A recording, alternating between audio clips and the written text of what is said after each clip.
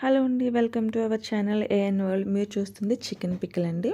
Chicken pickle కోసం కావాల్సిన మసాలాలు తీసుకొని బాగా రోస్ట్ చేసుకుని వాటిని మిక్సీలో పౌడర్ చేసుకొని పక్కన పెట్టుకోవాలండి.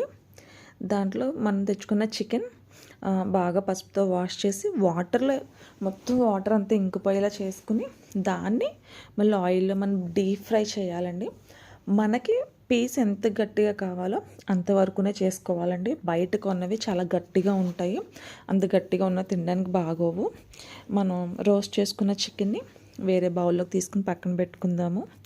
ఎందుకంటే అదే ఆయిల్లో గార్లిక్ పేస్ట్ వేయాలి, అల్లం వెల్లుల్లి పేస్ట్ వేసుకుని బాగా స్మెల్ పోయే వరకు బాగా రోస్ట్ చేసుకోవాలండి. అది బాగా వేగిన తర్వాత అందులో కారం వేసుకోవాలి. మన కారం తినడానికి తగినట్టుగా వేసుకోవాలి.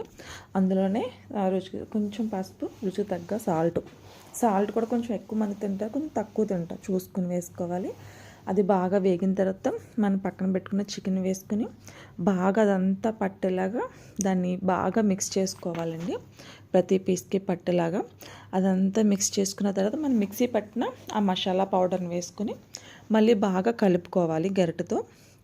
ఆ తర్వాత అది మగ్గుతూ ఉండగా పక్కన నేను ఒక 10 లెమన్స్ తీసుకున్నానండి. కేజీ చికెన్కి 10 నిమ్మకాయలు రసం వేసుకుని బాగా మిక్స్ చేసి 1 డే పక్కన పెట్టుకుంటే రెడీ అయిపోతుందండి టేస్టీ చికెన్ పికిల్.